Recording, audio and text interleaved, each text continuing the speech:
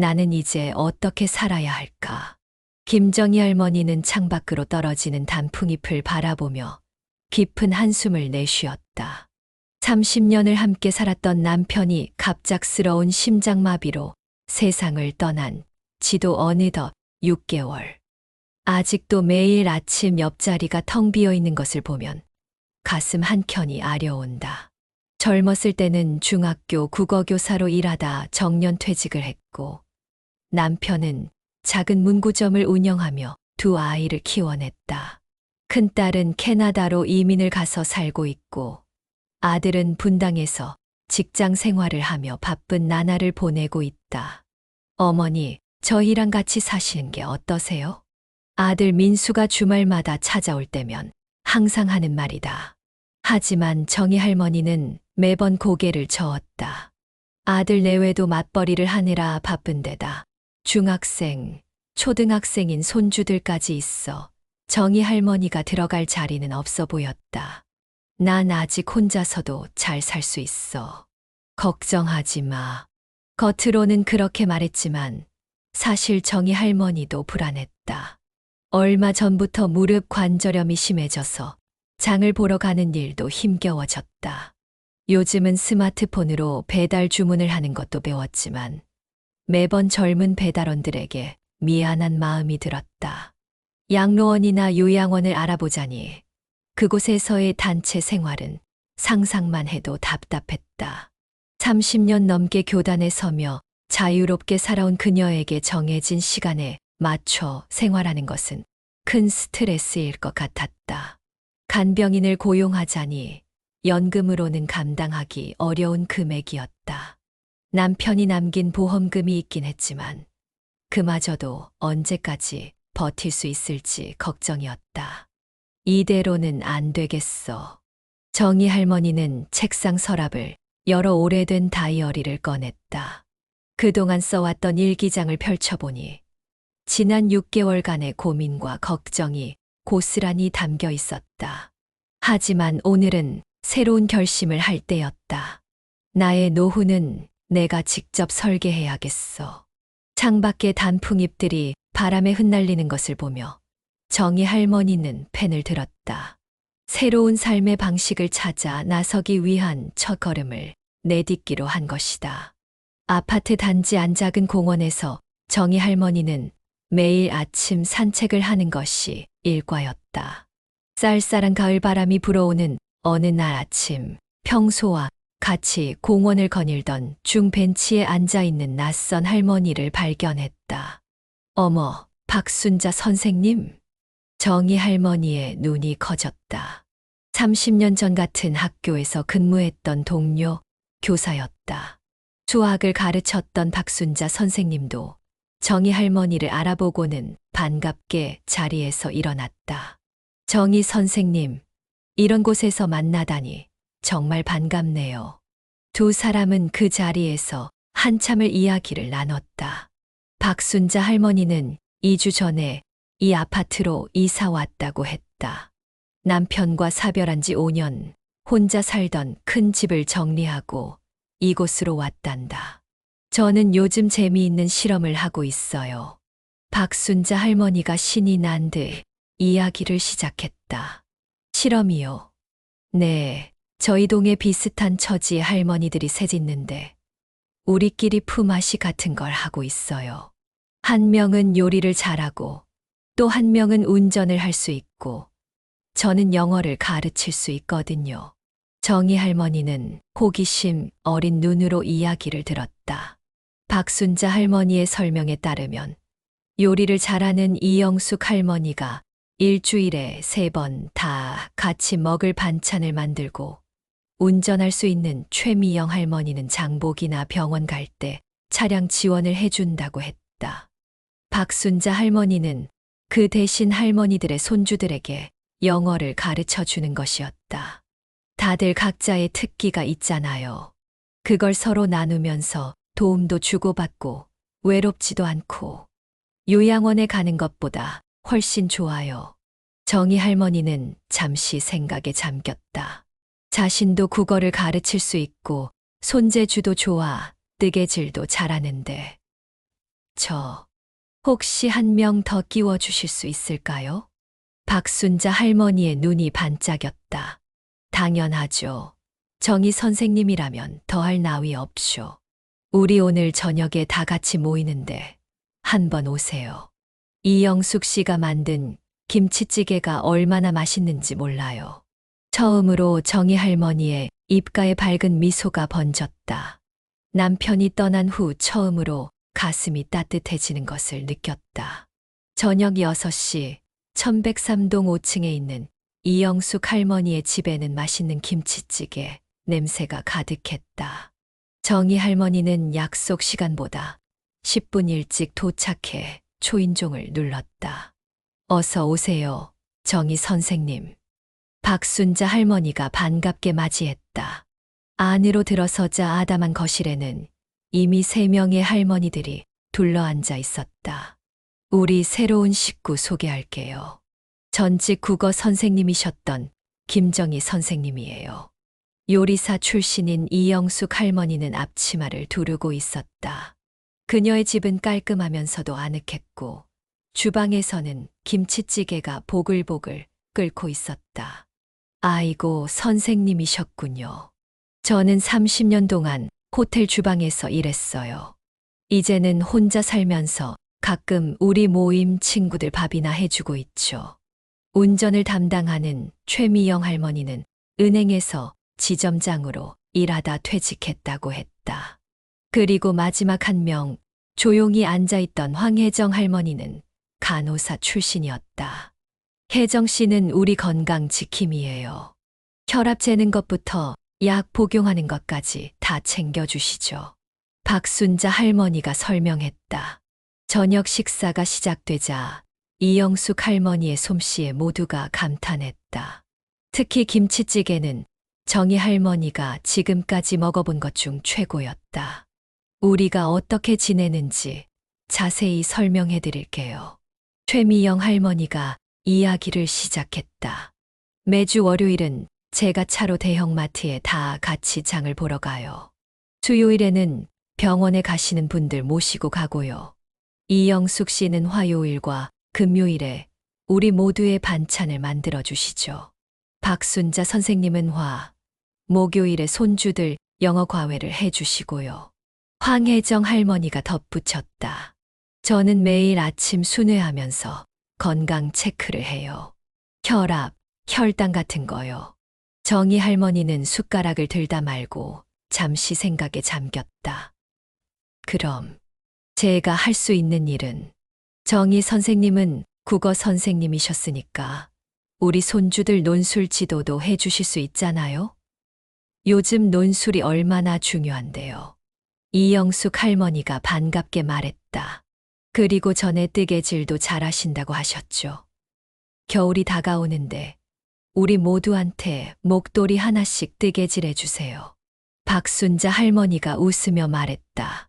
따뜻한 이야기가 오가는 동안 정희 할머니의 마음속에는 작은 희망이 피어났다. 혼자가 아닌 것, 서로를 의지할 수 있다는 것, 그리고 아직도 누군가에게 도움이 될 수 있다는 것. 이 모든 것이 그녀에게 큰 위로가 되었다. 한 달이 지났다.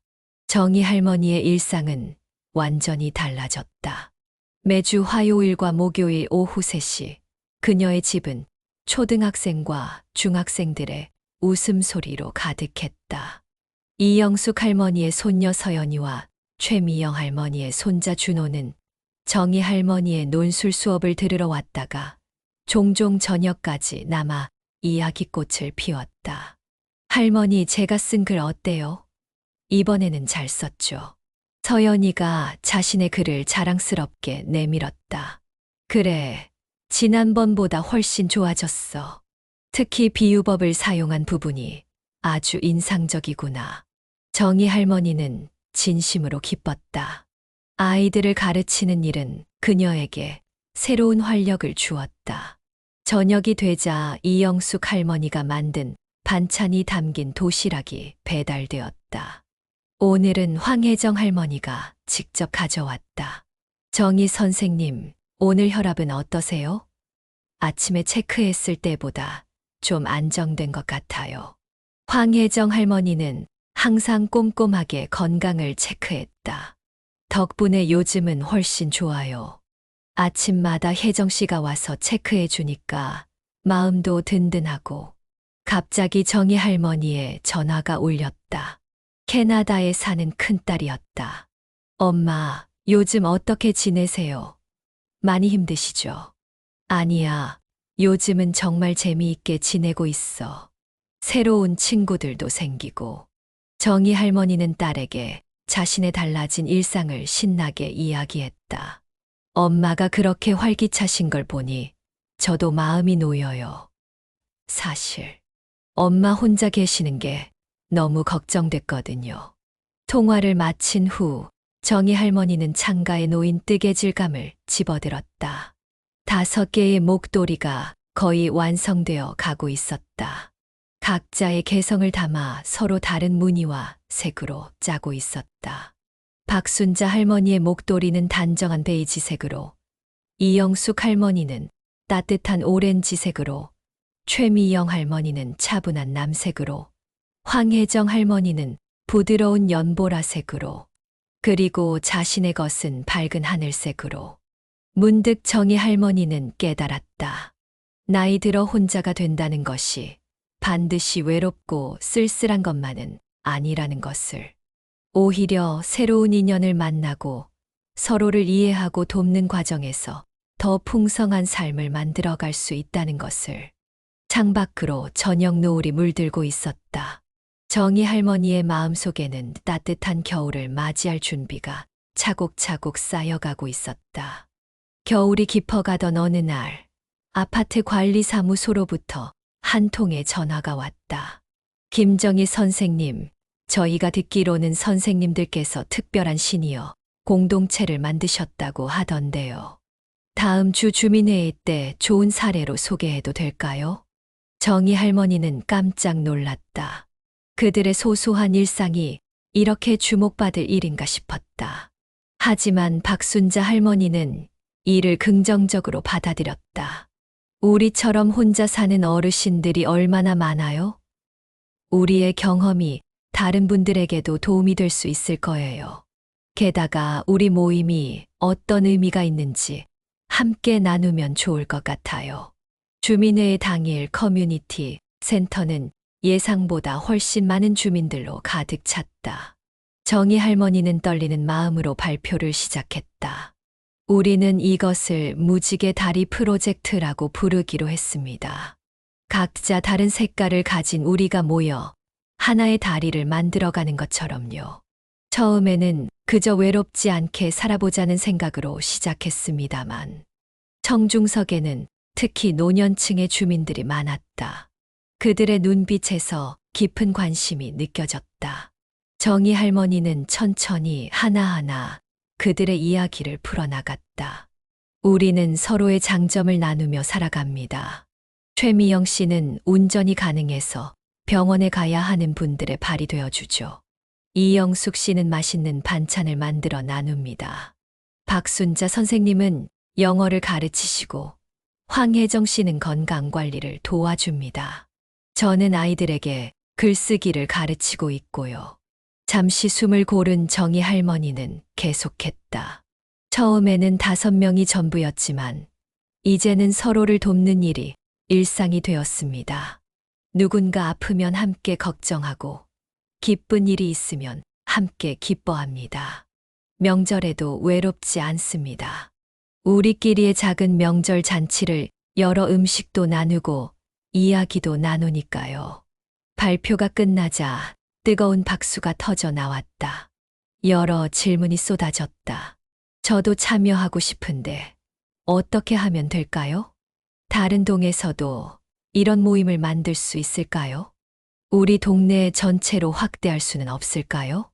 저는 컴퓨터를 가르칠 수 있는데 저도 도움이 될까요? 그날 이후 아파트 단지에는 작은 변화의 바람이 불기 시작했다. 여러 동에서 비슷한 모임들이 생겨났고 서로 다른 모임들 간의 교류도 시작되었다. 관리사무소는 커뮤니티 센터의 한 공간을 무지개 달이 사랑방으로 지정해 주었다. 정희 할머니의 논술 교실은 이제 10명이 넘는 아이들이 참여하는 작은 학원이 되었다. 매주 화요일과 목요일 오후 아이들의 웃음소리가 커뮤니티 센터를 가득 채웠다. 이영숙 할머니는 요리 교실을 여러 젊은 주부들에게 전통 요리를 가르쳤고, 박순자 할머니의 영어 수업은 노인들을 위한 기초 회화반으로 확대되었다. 지역 신문에서도 이들의 활동을 취재하러 왔다. 세대를 잇는 무지개 다리 노인들이 만드는 새로운 마을 공동체라는 제목의 기사가 실렸다. 정희 씨, 우리가 꿈꾸지도 못한 일을 해내고 있네요. 황혜정 할머니가 감격스러운 표정으로 말했다. 그러게요. 처음에는 그저 외롭지 않게 살아보자고 시작한 일인데, 이제는 우리가 다른 분들에게 희망이 되고 있잖아요. 정희 할머니는 따뜻한 미소를 지었다. 창밖에는 첫눈이 내리고 있었다. 하얀 눈송이들이 마치 축복처럼 내려앉는 것을 보며 정희 할머니는 생각했다. 인생의 겨울이라고 생각했던 시간이 오히려 새로운 봄을 준비하는 시간이 되었다고. 그리고 이제 그들은 혼자가 아닌 함께 그 봄을 맞이할 준비를 하고 있었다. 봄이 오고 무지개 다리 프로젝트는 예상치 못한 방향으로 발전했다.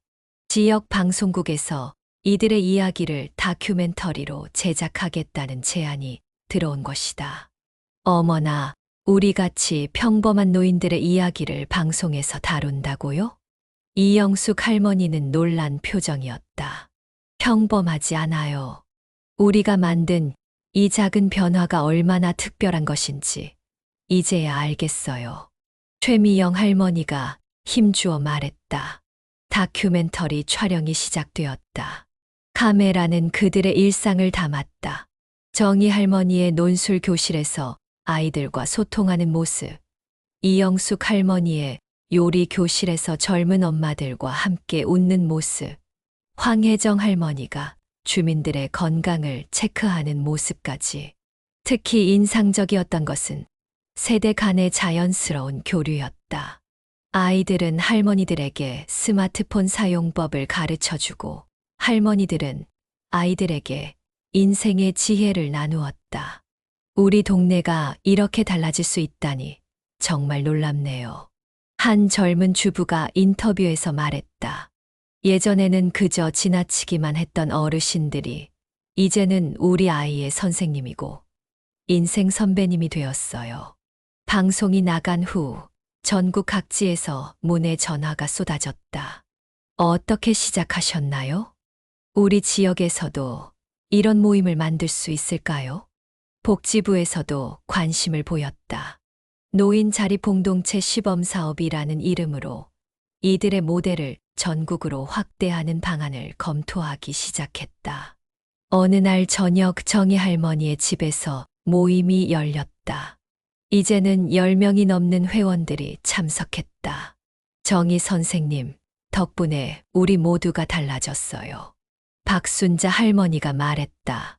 이제는 아침에 일어나면 제가 할 수 있는 일이 있다는 게 얼마나 기쁜지 몰라요. 정희 할머니는 창밖을 바라보았다. 봄비가 내리고 있었다. 겨울의 마지막 추위를 씻어내는 듯한 포근한 비였다. 우리가 시작했을 때는 몰랐죠. 이렇게 큰 변화가 올 줄은. 정희 할머니의 눈시울이 붉어졌다. 하지만 이제 알아요. 나이는 숫자에 불과하다는 걸. 우리에겐 아직도 할 수 있는 일이 많다는 걸. 그리고 무엇보다 잠시 말을 멈춘 정희 할머니는 주위를 둘러보았다. 따뜻한 미소를 짓고 있는 친구들의 얼굴이 보였다. 우리는 혼자가 아니라는 걸요. 창밖의 봄비는 계속 내리고 있었다. 그 비는 마치 새로운 시작을 알리는 축복 같았다. 노년의 봄, 그들은 이제 새로운 희망을 향해 함께 걸어가고 있었다. 더 많은 지혜로운 이야기를 함께 나누고 싶으시다면 좋아요 버튼을 눌러주세요. 영상이 도움이 되셨다면 좋아요는 큰 힘이 됩니다. 구독 버튼을 눌러주세요. 종 모양 알람 버튼을 눌러 전체 알림부로 설정해 주세요. 새로운 영상이 올라올 때마다 가장 먼저 만나보실 수 있습니다. 댓글로 여러분의 생각을 나눠주세요. 다음에 다루었으면 하는 주제나 고민이 있다면 댓글로 남겨주세요. 여러분의 의견이 다음 영상의 소중한 밑거름이 됩니다. 앞으로도 삶에 도움이 되는 의미 있는 이야기로 찾아뵙겠습니다. 함께 해주셔서 감사합니다. 다음 영상에서 만나요.